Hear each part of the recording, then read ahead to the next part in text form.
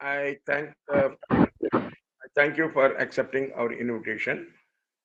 As you know, that this History of Mathematics lecture series was initiated by us with Professor Ravi Kulkarni, Dani, and others as our past speakers. You have been kind enough to accept our invitation, and for the benefit of the participants who have registered for this conference, I will quickly introduce you, and I will allow the time for your talk.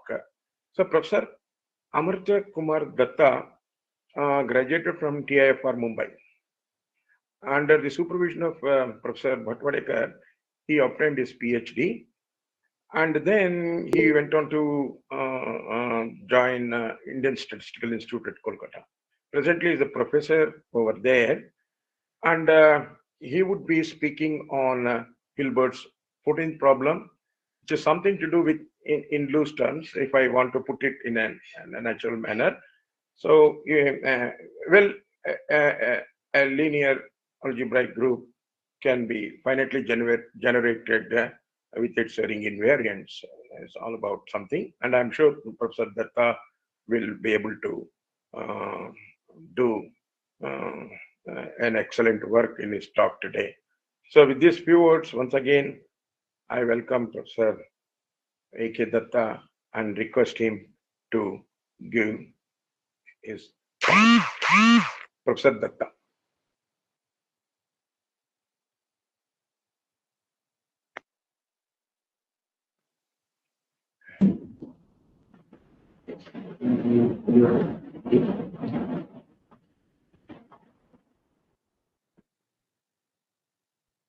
So, are the slides visible? No, sir. Yes, sir, it is visible. Oh. Slides are visible, right? Yes, it's visible. Oh, okay. Thank you. So,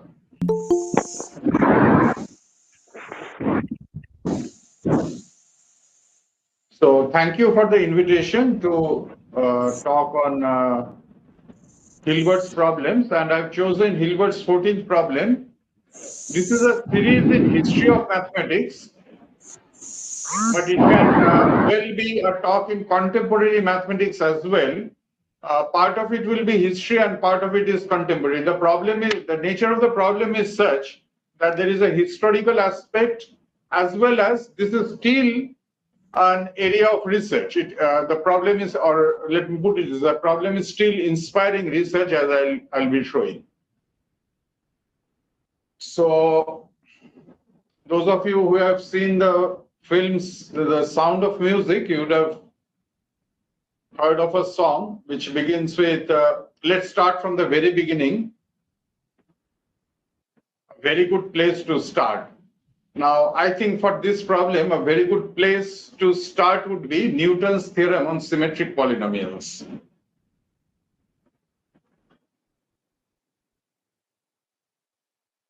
So a polynomial is said to be symmetric. Polynomial in n variables is said to be symmetric if it does not change under the permutation of the variables. So for instance, summation of xi or summation of xi squared, summation of xi cube, these are all symmetric polynomials. And elementary symmetric polynomials are the polynomials given by the identity product of t plus xi. Expand it, it would be t to the power n plus s1 t to the power n minus 1 plus s2 t to the power n minus 2 plus etc. up to sn. These s1, s2, sn, these are called elementary symmetric polynomials, and they are given by s1 is summation xi, s2 is summation xi is j, sn is product of xi. So these are things from essentially higher secondary algebra, and Newton had proved this fundamental result that any symmetric polynomial is a polynomial in the elementary symmetric polynomials. So this is our starting point. Now, this Hilbert 14th problem, it was inspired by study of invariants which was a very central problem in 19th century research, and it is still an important topic in 20th century. So let's recall what is meant by a ring of invariance. So suppose K is a field and B is a K algebra. That means, we are always dealing with commutative algebras. So B is a commutative ring with a ring homomorphism from K to B. That's meant by K algebra. So for a group G acting on B, the ring of invariance is defined to be all elements in B which remain invariant under every action. That means BG is the notation for ring of invariance. All F in B such that sigma F of F, sigma of F is F for every sigma in G. Let us look at some examples of ring of invariance. So look at the polynomial ring in n variables over K. Now, the group of permutations on the n symbols x1, x2, xn, which we denote by Sn, this acts on the polynomial ring in a very obvious way. That means that for any polynomial and any permutation, the action of that is just permute the variables. So where does sigma x1 go, where does sigma x2 go, etc. So if so suppose it is just a cyclic thing that x1 goes to x2, x2 goes to x3, etc. Then sigma of f of x1, x2, xn will be f of x2, x3 dot dot xn comma x1. So f is a symmetric polynomial if sigma f is f for every sigma in G. And so Bg here is the ring of all symmetric polynomials in B. Therefore, Newton's theorem on symmetric functions tells us that the ring of invariance is precisely K S1, S2, Sn, where S1, S2, Sn were the elementary symmetric polynomials. This is Newton's theorem. And this subring, this is a subring of B, proper subring of B, but it is isomorphic as a K algebra to B. Now, this is interesting. However, that need not be the case always. So let us look at another example. That look at the polynomial ring in two variables, K, X, Y. And look at the group generated by two elements. One is, of course, the identity, and the other element is of order 2, which acts on the polynomial ring kxy as follows: that f of xy is taken to f of minus x, comma f of minus x minus y. That is, x goes to minus x and y goes to minus x. So it is a flip. Now it can be seen is without much difficulty that the ring of invariance in this case is k of x square, xy, y square. As you can see that x square, xy, y square are invariant under this transformation, xy going to minus x minus y. And so this is obviously a subring of the ring of invariance, and one can see that this will be exactly the ring of invariance. Now you see that in this case, this is not isomorphic to the polynomial ring in two variables. However, it is still finitely generated, though the number of generators has increased. The B was polynomial ring in two variables. The ring of invariance is an algebra generated by three elements. It's not a polynomial algebra, but it is at least finitely generated. Now, before coming to further mathematics, let us recall some terminology. So again, K is a field, B is the polynomial ring in n variables, and V is the vector space on the with basis x1, x2, xn. GL and K, the general linear group, denotes the group of all invertible n cross n matrices over K. Now, GL and K and any subgroup G of GL and K acts on the vector space in the obvious way. and therefore it also acts on the polynomial algebra kx1, x2, xn. Namely, so let sigma be a matrix whose entries are sigma ij. Then sigma takes xj to summation sigma ij xj. Sigma ij are elements in K. And the polynomial f of x1, x2, xn is taken to the polynomial in sigma x1 dot dot dot sigma xn. So these are some obvious notation. Then an affine variety is a subset of Kn, which is obtained as the locus of a subset of the polynomial ring. That means it is the common zeros of elements coming from S. And on Kn, one can define a topology which is called Zariski topology, where the closed sets are given by these affine varieties. That means objects defined by polynomials. A linear algebraic group is a subgroup of GLNK which is an affine variety in some k to the power m. And the group structure, so it has a affine variety structure as well as a group structure. The group structure and the structure as affine variety are compatible. Let's look at some example. GLNK itself is an example of a linear algebraic group. So GLNK, it has n square entries. Therefore, one can think of it as an element in Kn square.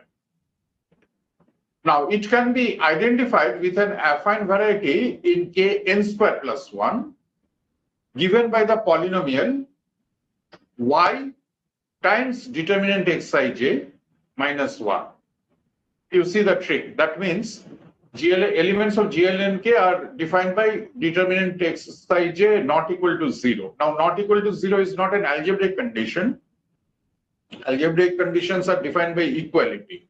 But you make it, add one more variable. So, y into determinant xij minus 1. This will be 0 if and so only if determinant xij. So, if determinant xij is 0, then you cannot have y times determinant xij minus 1 equal to 0, right? So by adding one more variable, you can make it an affine variety. In particular, K star, which is nothing but GL1K, is a linear algebraic group. Next, SLNK, which comprises of invertible matrices whose determinant is 1.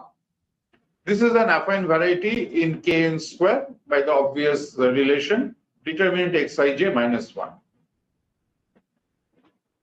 Now we come to an example which will recur throughout the talk. So first, the definition, a linear algebraic group is called unipotent if every eigenvalue of every matrix in G is 1. Now, the example that we will be dealing with is the additive group, which is called GA. It is simply the group K plus. If K is a field, K plus is an abelian group. That is denoted by GA. Now, this can be thought of, this group can be thought of as the subgroup of GL2K defined by these matrices. That means 1 on the diagonal and A at one of the at the 1/2th position. So as you can see, this multiplication of the two matrices 1A01 and 1B01 will give you 1 A plus B01. So this K plus can be thought of in terms of these matrices. Now this is an example of a unipotent linear algebraic group, and this GA is the group that we'll be focusing on during our talk. Now we come back to the history.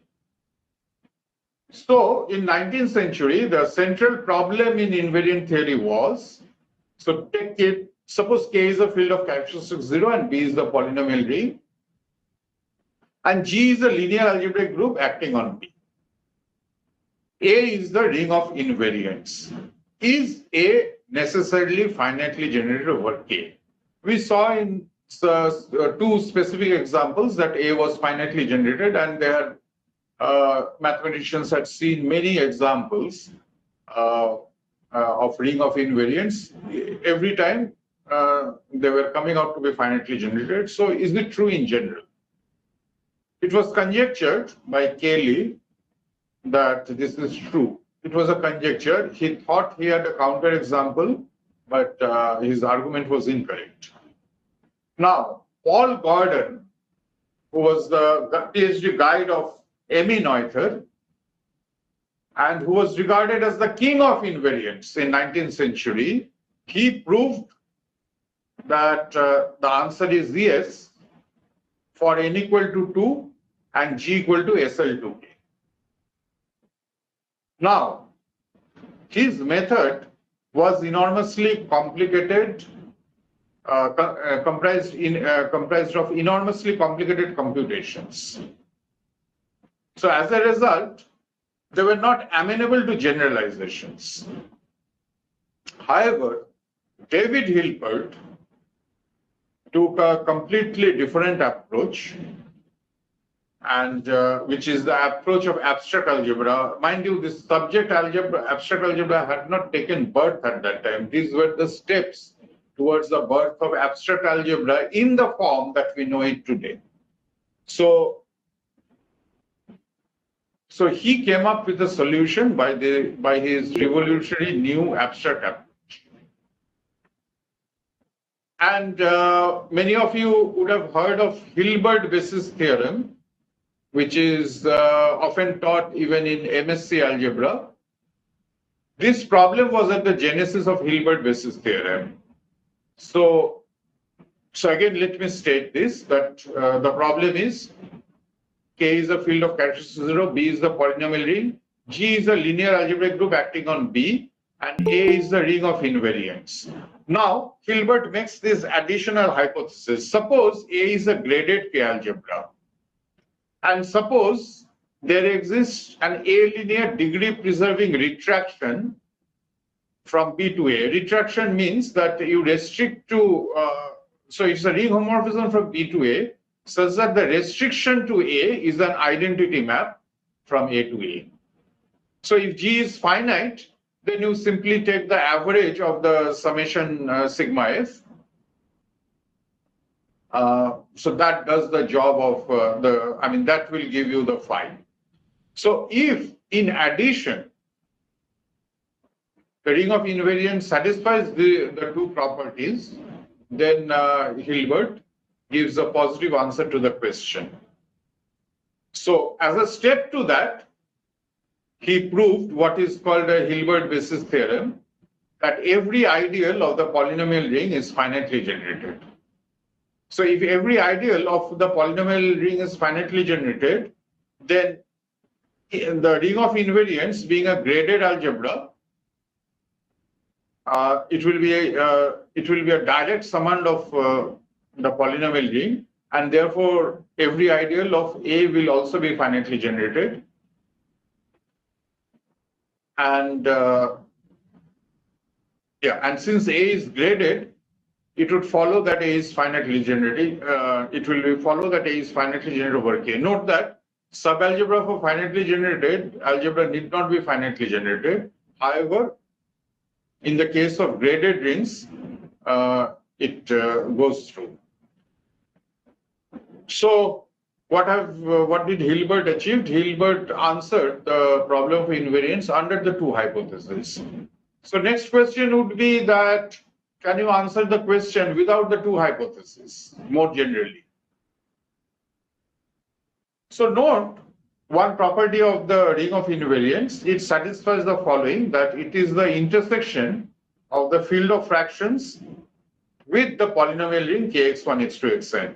This is something which is not satisfied by all subrings. For example, you take kx square x cube. Its field of fractions is k round bracket x, and k round bracket x intersection k square bracket x is just k square bracket x, which is not kx square x cube. Okay. So at the ICM 1900, Hilbert poses his 14th problem, motivated by the developments which I've described so far. So he puts it like this. So let K be a field and L is a subfield of K. L is a subfield of the rational field, the function field K x1, x2, xn, where x1, x2, xn are indeterminates. And let A be K x1, x2, xn intersection L. So earlier, in the earlier situation that we were discussing, L was just the quotient field of A. So what we have, A is a K subalgebra of the polynomial ring Kx1, x2, xn, and L is the quotient field of A.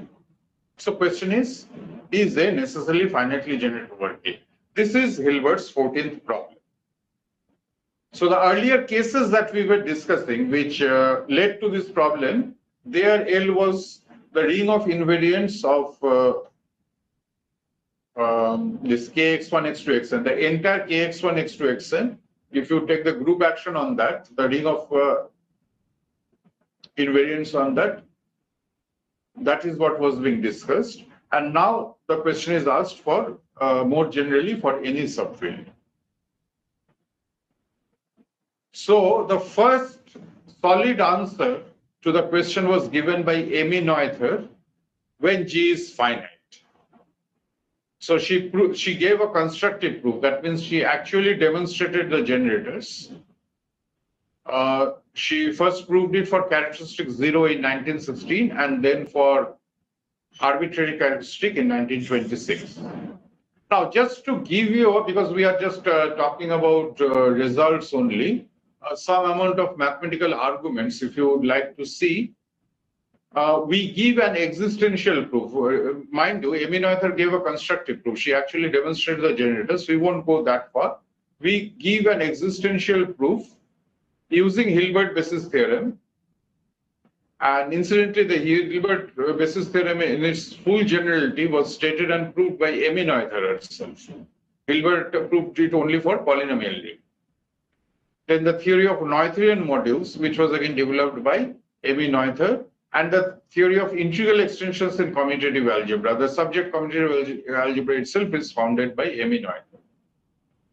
So this is the Amy Noether's theorem that suppose B is a finitely generated K algebra, not necessarily the polynomial ring. G is a finite group of automorphisms. Suppose the size of G is n, and A is a ring of invariants. Then A is a finitely generated K algebra. So in the language of higher secondary mathematics, in high school algebra language, there are finitely many invariants, in terms of which all other invariants can be expressed as polynomials. So B is a finitely generated algebra. Let the generators be F1, F2, F1. Now, this is a standard trick in algebra, and this you would have seen in field theory. Form the product, because we want something which is invariant. So this is cleverly ensured by forming the product. So take T to be an indeterminate. So for each I, you have the Fi. So keep on varying Fi over all the elements in G and form the product T minus sigma Fi, as sigma varies over G. Then what you get, that sigma of phi I T will be phi I, because this is just a permutation. And now you expand the product, so it will be a monic polynomial and with coefficients Aij.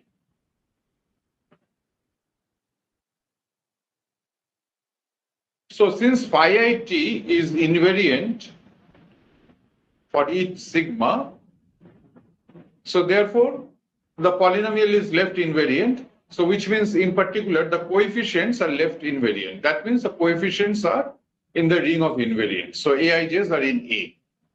Collect all these Aij's and form the ring R. This is a finitely generated algebra over a field, and therefore it's a Noetherian ring by Hilbert basis theorem. Now, since phi it is a monic polynomial over R, and Fi satisfies it, so Fi is integral over R. So integral means just this, that is, Fi is integral, we say Fi is integral if Fi satisfies monic polynomial. And here you see that phi I Fi equal to 0, and phi I is a monic polynomial. Monic polynomial means leading coefficient is 1.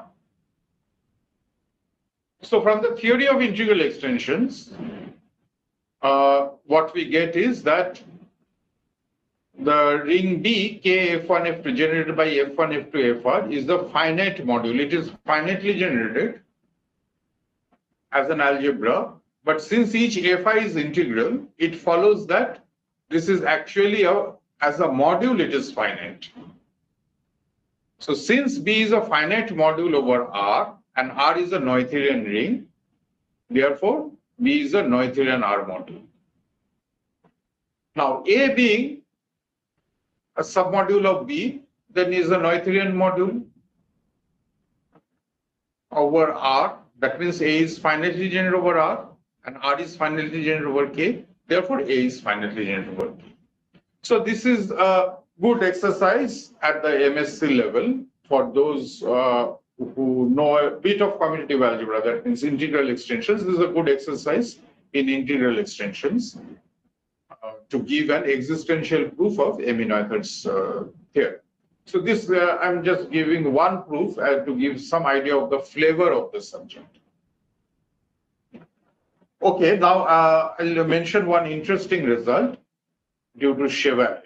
So before that, a bit of a definition. So as usual, K is a field of characteristic 0. Now here characteristic is important.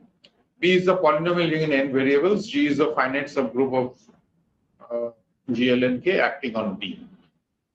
Now, an element in G is said to be a pseudo reflection if there exists a K basis y1, y2, yn of K, this kx1, x2, kx1 direct sum kxn, such that except for the first, all the variables yi are left invariant. That means sigma yj is yj for j varying from 2 to n.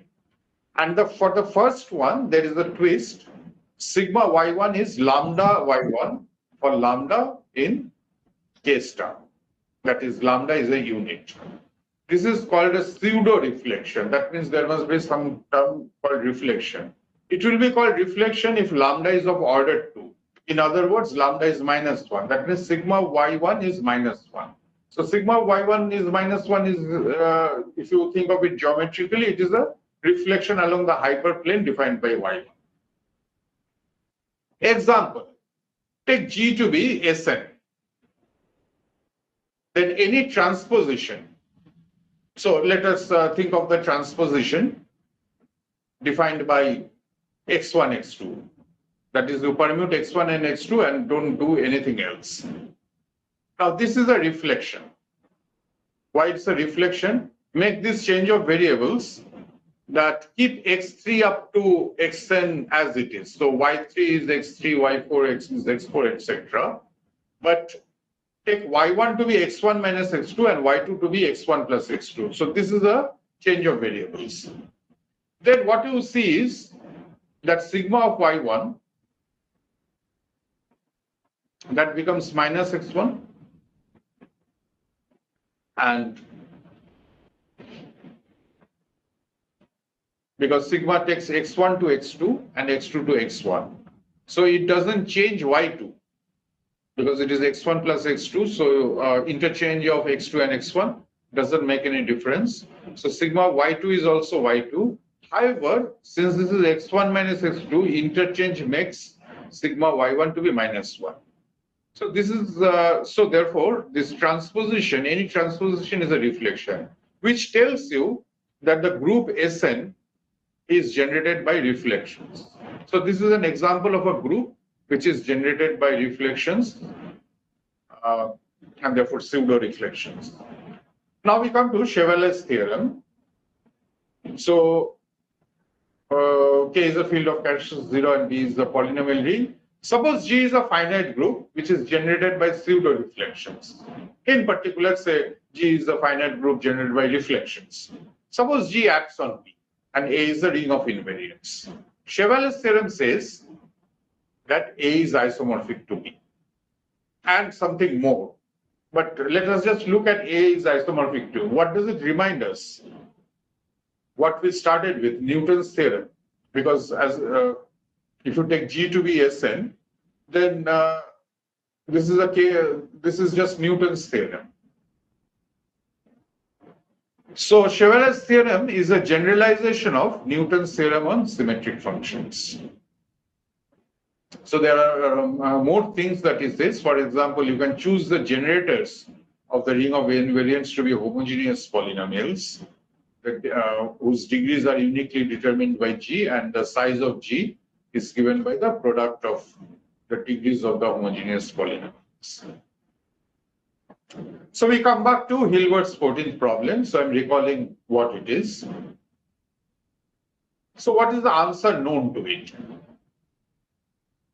The first answer, positive answer, was given by Zariski in 1954. So he said the answer is yes, that means A is finitely generated if transient's degree of L over K is less than equal to 2. In fact, Zariski proved a more general result, which I'll mention towards the end of the talk. However, in 1958, Nagata came up with a counterexample to Hilbert's 14th problem. That was the first counterexample. So first, Zariski gave an affirmative answer when the transient's degree of L over K was less than equal to 2. And then Nagata came up with a counterexample where he took, in his example, the polynomial ring was in 32 variables and the transient's degree was 4.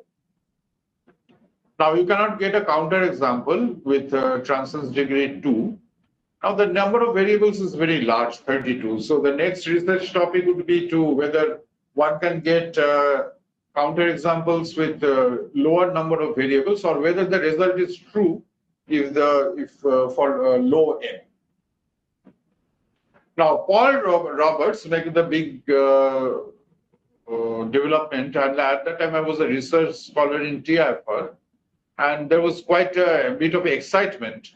I remember in 1990 when this thing was, when Paul Roberts came up with the counterexample for a very low n, that is n equal to 7. And in his case, transient's degree was 6.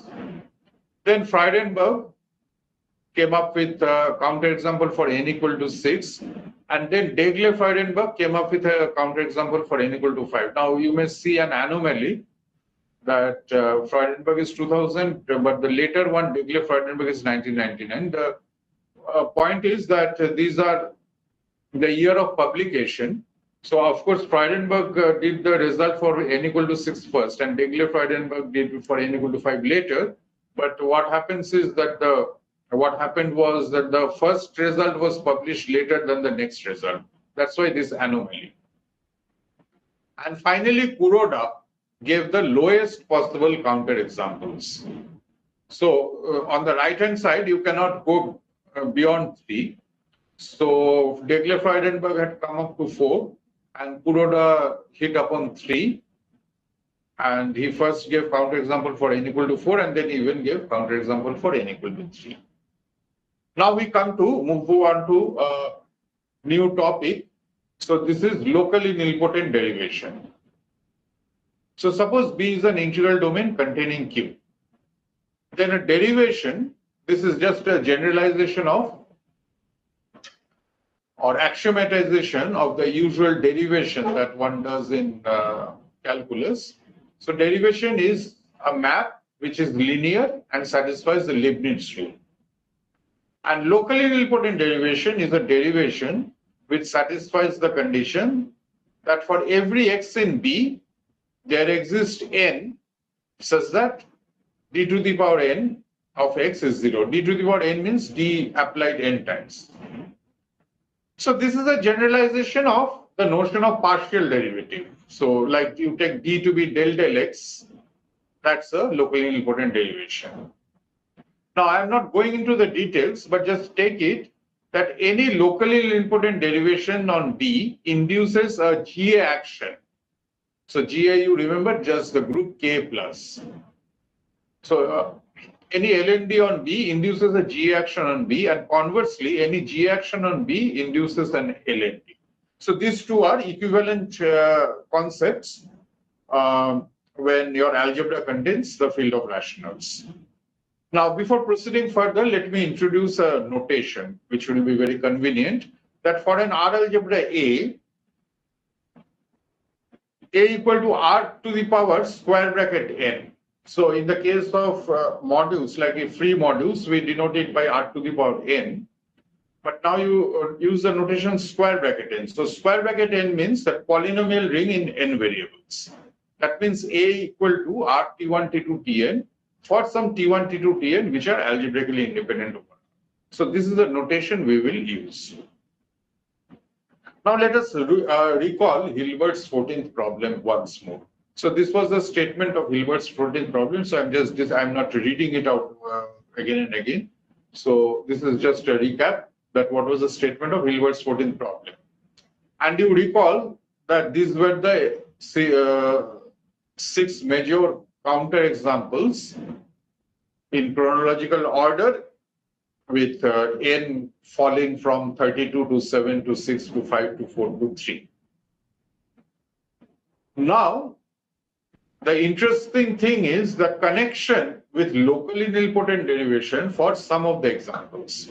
So first, it was shown by Camponian and Devne-Finston that Paul Roberts didn't use locally nilpotent derivatives, by the way, but it was shown that the example of Paul Roberts in the can be, I mean, that ring of invariants can be realized as the kernel of a locally nilpotent derivation on the polynomial ring in 7 variables. So here the situation is that Roberts first gave a example in his own way, and later it was discovered that this actually occurs as the kernel of a locally nilpotent derivation. But now, what Freudenberg and Degler-Freudenberg did was that they constructed a locally nilpotent derivation on the polynomial ring in 6 variables first, and then polynomial ring in first variables. And in each of the case, the kernel was not finitely generated. So this shows the usefulness of locally nilpotent derivations, that they were used by 2 mathematicians to construct low-dimensional counterexamples to Hilbert's 14th problem.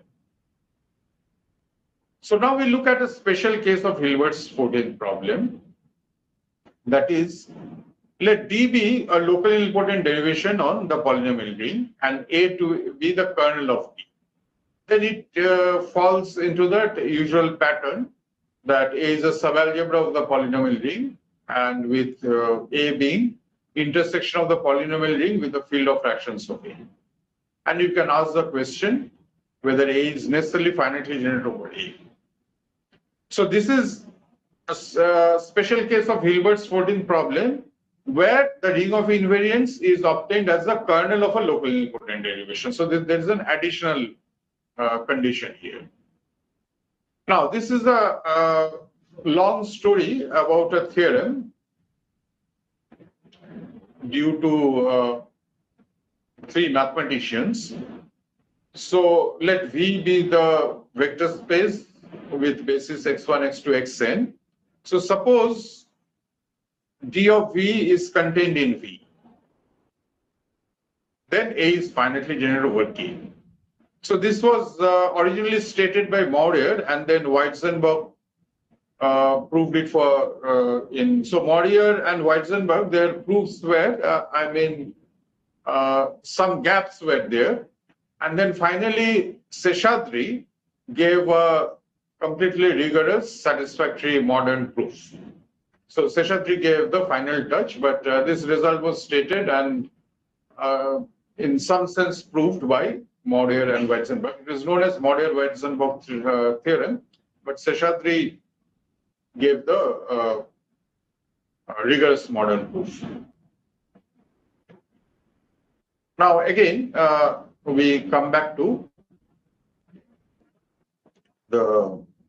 this special case. So suppose D is a non-zero locally important derivation and A is the kernel. So is A necessarily finitely generated over K? So this is a special case of Hilbert's 14th problem. So what are the answers? So yes, if n is less than equal to 3. So for n equal to 2, this was proved long time back by Rentschler in 1968 that it's not only finitely generated, it's actually a polynomial. And then when n equal to 3, a major theorem of Miyanishi was that A is a polynomial ring in 2 variables. So for n less than equal to 3, the kernel is actually a polynomial ring.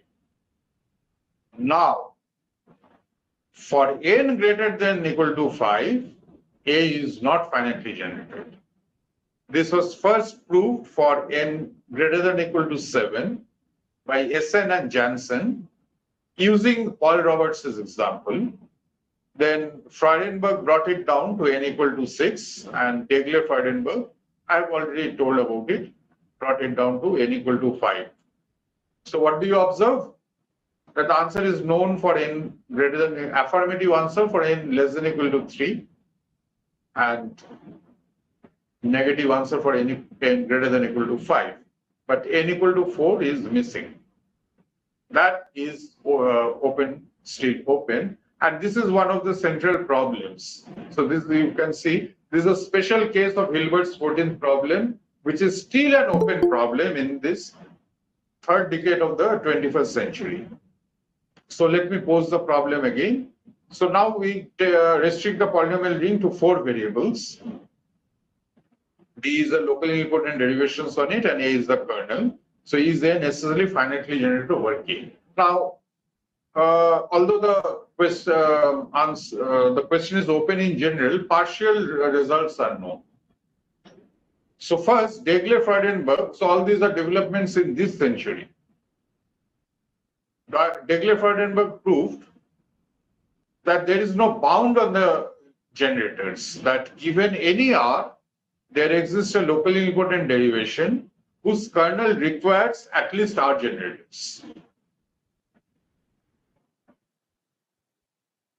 So at least, so there is no chance of getting the nice results of the earlier type where it actually became polynomial ring. So which means the number of variables, the number of generators were limited. But here the number of generators can be arbitrarily large. But it doesn't say that it will be infinitely generated. Next big development was by Bhattwardekar and Degler, and Bhattwardekar incidentally was my supervisor at TIFR. So they showed that A is indeed finitely generated if you can choose your coordinates x1, x2, x4 in such a way that one of them, the D of one of the variables vanishes. So which means that this is a, so let us say D of x1 is 0. So which means that D is not only a K derivation, but a Kx1 derivation. So in other words, instead of making it a problem in 4 variables over K, they think of it as a question over R XYZ, where R is PID, more generally a Dedekind domain. So that is how they approach the problem. So now, suppose D of x1 equal to 0, the case which has been shown to be finitely generated by Bhattwardekar-Degler, what more you can say in such case? So for instance, can you be as ambitious as what Miyanishi had realized, that the kernel is actually a polynomial ring. So can you have something like that, that the kernel is a polynomial ring over Kx? And that in a major paper in 2017 by Bhatvadekar, my student Neena Gupta and Swapnil Lokhande, they showed that the answer is yes. So this was part of a big work on the kernel of local invariant derivations on polynomial rings. So they showed that if A is a regular ring, that means if you think geometrically, then it is smooth. The corresponding variety is smooth. And then later, Neena Gupta with her student Nikhilesh Das Gupta showed that it is a polynomial ring again, provide if d square xi is 0 for all I. This they termed as nice derivations. Now I finally give the, so you know that there is a negative solution to Hilbert's 14th problem and given a series. Now what is an affirmative, general affirmative solution to Hilbert's 14th problem? So for that, I need to introduce a term. So to avoid any complication, for safety, let us assume that K is an algebraically closed field and G is a linear algebraic group which is presented as a closed subgroup of GLNK. So closed in the sense of Zariski topology. GLNK has an affine variety structure. So in the Zariski topology, closed subgroup.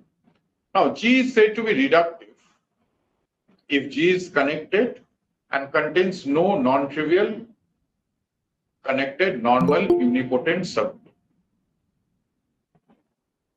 Now just keep a model in mind that what is a reductive group? K star. For example, if you take complex number C star, C minus 0, that's an example of the multiplicative group is an example of reductive group. And what is not a reductive group? C plus, the C under addition, the abelian group, that is not a reductive group. So if you are uncomfortable with the definition, at least just keep the models in mind. Now, the final theorem that we have arrived at is that the following are equivalent for a linear algebraic group. G is reductive if and only if the ring of invariance by the action of G on any coordinate ring of any affine variety is finitely generated. So let me repeat. So first condition is G is reductive. This is equivalent to the condition that look at KFG. That means the ring of invariance of the action of algebraic action of a linear algebraic group on an affine algebraic variety is necessarily finitely generated. These two statements have been shown to be equivalent. So first, Nagata, so this happened, so I'm not attributing it to any single person because this has a history. First, Nagata showed that if G is geometrically reductive, so this condition is a bit technical to state, so let me avoid that.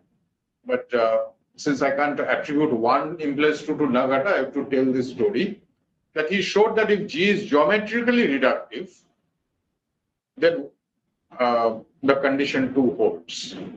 And Mumford, immediately after that, Mumford conjectured that if a reductive group is necessarily geometrically reductive, this famous Mumford's conjecture, which was proved 10 years later by Habush, that yes, this is true. So therefore, Nagata's result, together with Habush's result, shows that 1 implies 2. So this was achieved in 1975, and the converse was achieved by Popov in 1979. So converse, what is the contrapositive of the converse? So this means that if G is not reductive, then you have an algebraic action on some affine algebraic variety for which the ring of invariance is not finitely generated. So what does it reflect on the GA group, the group GA? GA is not reductive. So this means that the ring of invariance of GA will necessarily be infinitely generated for some algebraic variety. So in other words, the GA action need not be finitely generated. In fact, it just says that it will necessarily be infinitely generated for some affine variety V. So this is a very damning, this would appear to be a very damning statement about G action. That means that it is the pathological case because the ring of invariance is not nice. Now the question is it a pathology? That is what it was generally perceived. Since the ring of invariance of a G action need not be finitely generated, the concept came to be perceived as peripheral. Not of central interest for mathematicians, not of interest to geometers, not of fashionable mathematics. And you don't find too many papers about locally potent derivations or G actions during the 1970s or 1980s. That means once this Popov's result came out. However, a Japanese mathematician Miyanishi, one of the big names in affine algebraic geometry, he doggedly pursued the topic. He is perhaps the first researcher to systematically investigate G actions. So there is a very important TIFR lecture notes by Miyanishi, and there there you get a kind of a textbook treatment. He highlights the concept of locally important derivations, proves important theorems on locally important derivations, and applied them to mainstream topics like classification of surfaces and characterization of affine spaces. This was a very important problem in affine algebraic geometry. Characterization of affine spaces. This was first given, a topological characterization was given by TIFR mathematician Ramanujam in 1972. This is one of the most beautiful results coming out from the TIFR school. And later Miyanishi gave an algebraic characterization, and he gave it in terms of the conditions for characterization involved locally important derivations. Now, in recent decades, the invariance of G actions played a pivotal role in solving two challenging problems on affine spaces, namely the linearization conjecture and the Zariski cancellation problem. In both these cases, certain invariants of G actions could distinguish between two rings when all known methods had failed. Let me elaborate.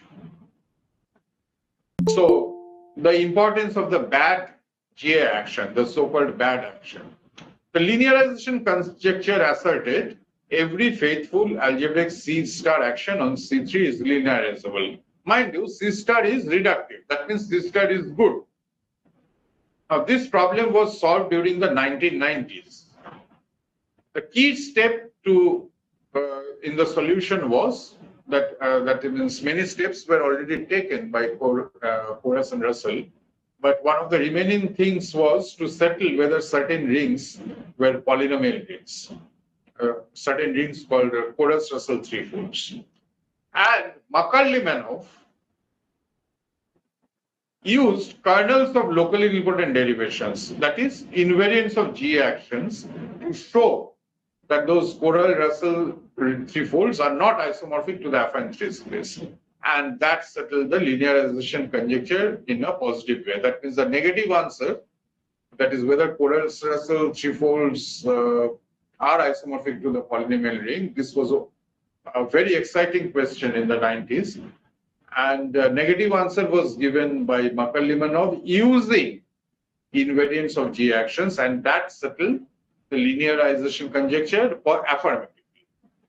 So the paradox is that even for the study of good action, because the linearization conjecture is about the good sister action, one had to study the bad G action.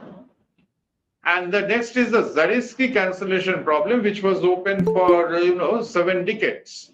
So Zariski cancellation problem asks whether, suppose you have an affine domain, adjoining one variable, it becomes a polynomial ring. Then is it a polynomial ring to start with? So in 2014, my student Neena Gupta showed that when k is of positive characteristics, the answer is no for each n greater than or equal to 3. And how did she show it?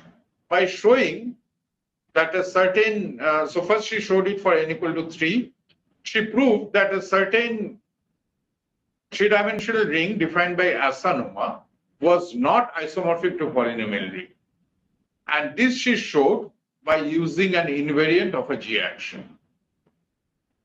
And then later she extended to, so she generalized Asanuma's ring and then showed that those generalized rings also have the property that they are stably isomorphic to the polynomial ring without being isomorphic. So these two examples shows the importance of G action. Now the last few minutes I'll make some a little more technical results on Hilbert's 14th problem. So for that I'll define a few concepts. So suppose R is an integral domain with field of fractions K. Then an element in the field of fractions is said to be integral if it satisfies a monic polynomial with coefficients in R. So an element alpha belongs to K is said to be integral if there exists n and R1, R2, Rn such that alpha to the power n plus R1 alpha to the power n minus 1 plus Rn minus 1 alpha plus Rn equal to 0. Now R is said to be a normal domain if every alpha belongs to K. Okay, I think I missed a phrase. R is a normal domain if every alpha in the field of fractions which is integral over R is in R. So I missed typing integral thing. So normal domain means that any element in the field of fractions which is integral over R has to lie in R. So it is easy to see that any UFD is a normal domain. It is just a generalization of the proof that root 2 is not rational. Generalization of that argument. Now normal, so let us say for curves, rings which are obtained as coordinate rings of curves, normal just means smooth. So for example, you look at the coordinate ring of the real circle. The circle is a smooth object and it is therefore normal, but it is not a UFD. And an example of something which is a non-normal is just take some curve, coordinate ring of a curve which is not smooth. So cos is not normal. Geometrically you can see it because it is not smooth at the origin. And algebraically it is easy to see that you take t. T is in the field of fractions because it is t can be realized as t cubed by t square. That is integral over R because t satisfies x square minus t square equal to 0, but t is not in R. And a notation for a prime, so this I'm just recalling for those who are already familiar. So if you are not familiar, just don't bother. So for a prime ideal P of R, P symbolic n is you look at the localization Rp, look at the nth power of P in the extended ring, so P to the power n Rp intersection R. And for an unmixed height 1 ideal, so unmixed means that the associated primes are all of height 1. So for an unmixed height 1 ideal of R, suppose the associated primes are P1, P2, PR, then look at its complement and invert that. So I symbolic n is R intersection I to the power n S inverse.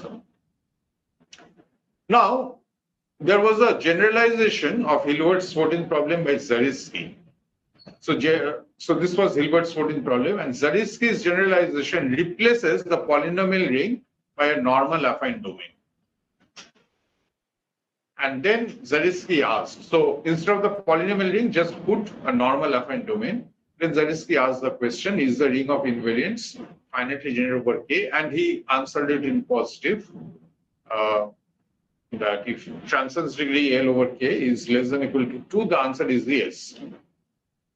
But then a counter example was constructed by Rees. This was before Nagata's example, that the coordinate ring of the cone over the elliptic curve has the prime ideal of height 1, such that you will form the algebra given by the various symbolic powers that is not finitely generated over C. And later, Bhartvadeker and myself, we showed that this Rees example can be realized as the kernel of a locally independent derivation on Rxy. So I'll come back to it. Before that, let me mention some extension of this Hilbert-Zariski question. And this would be also an analog of Luroth theorem. Luroth theorem says that you look at a field K round bracket X. So take any field between K and K round bracket X. That would be of the form K round bracket Fx. So you can ask analogous questions for polynomial rings. So we pose, so it's a common generalization of Hilbert, Zariski as well as Luroth. So take R to be a Noetherian domain with field of fractions K and let A be an R subalgebra of Rx. Question 1. Is A necessarily a finitely generated R algebra? If R is a field, the answer is yes. This is an easy exercise in commutative algebra.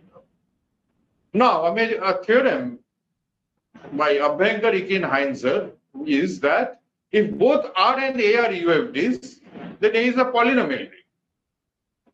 So therefore, when I was a PhD student, that we were tempted to generalize Abhyankar, Ikin, Heinzer to the case of normal. And we obtained the following result, that if R is normal, A is flat, and A is a subalgebra of a polynomial ring, satisfying that the generic fiber K tensor A is so K tensor A is 1 means that it is polynomial ring in one variable over. So there is a slip here. K tensor A is K1. And suppose for every height 1 prime ideal P of R, PA remains a prime ideal. That means A mod PA is an integral domain. So the conditions are only on height 0 and height 1 prime ideals. Then we prove that A is a symmetric algebra of an invertible ideal of R. That means A is finitely generated and locally polynomial. That means if you localize at every prime ideal, it will be actually a polynomial ring. Now, this result looks technical, but it is actually inspired by Abhyankar, Ikin, Heinzer. That is, this A is UFD. That condition, if you restate in terms of prime ideal and use Nagata's criteria, then it suggests a condition like this, that PA remains prime in A for every height 1 prime in R. Now, so again, coming back to this question that A is a subalgebra of Rx, is it necessarily a finitely generated algebra? As I said that if R equal to K, then the answer is yes. However, if you take R to be KY, simple PID, then it is easy to see that the answer is no. Now, the counter example that you see, it is not even Noetherian. So you can ask question 1 with the additional hypothesis that A is Noetherian. Even then it fails. An example was given by Ikin in 1972. But I had this thing that Ikin's example will not work if the ring is complete. So can you ask the question when R is complete local, and with the collaboration of Onoda, we showed that if R is one-dimensional complete local ring and A is Noetherian, then A is indeed finitely generated. So you see that you get new cases of Hilbert's 14th problem, Hilbert's Zariski type result, then you would like to extend it to two variables. So if so you take the complete local ring in two variables over C. So A is Noetherian normal. Even you assume that it is flat. No, that doesn't imply A is finitely generated. So this was in a joint work with Neena and Onoda. And under the addition, but however, A can be shown to be finitely generated under some additional fiber condition. Finally, I again come back to that Rees example. So suppose R is a Noetherian domain containing a field of fractions, and T is a local equivalent derivation on Rxy, A is the kernel. What's the structure of A? Is it necessarily finitely generated? So if R is a UFD, then A is a polynomial ring. This just follows from Abhyankar-Ekin-Heinzer result, which I stated just now. However, if R is normal, things become enormously complicated. So we showed that A has the above structure, the following structure. That means you take an, so there exists an unmixed ideal of height 1. Look at it, the algebra generated by its symbolic powers. Then, so if A is the kernel, there exists an unmixed ideal of height 1 such that A is the symbolic Rees algebra of that I. And the converse is also true. That take an unmixed height 1 ideal, then there exists a locally important derivation on Rxy whose kernel is isomorphic to this symbolic Rees algebra. And using this converse, we showed what I stated earlier, that for that Rees example, there exists that Rees counterexample can be realized as the kernel of a locally important derivation. That Rees example where the algebra was not finitely generated, which was a counterexample to Zariski's question, that also arises as the ring of invariance of a G action. So that's all. Thank you. People can unmute and clap for the speaker. It was a very good talk. Yeah. Professor T. Venkatesh, I request you to present the concluding remarks. Okay. I, at the outset, thank Professor A.K. Dutta for nicely portraying the development of Hilbert put in from Nagatas to, and then what the others, and including him and his students, did. It's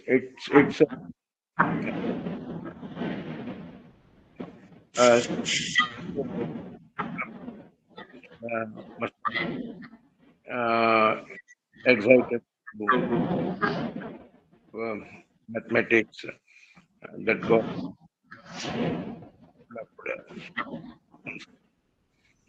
decades recently, especially people from Indian side, so, in this area of mathematics.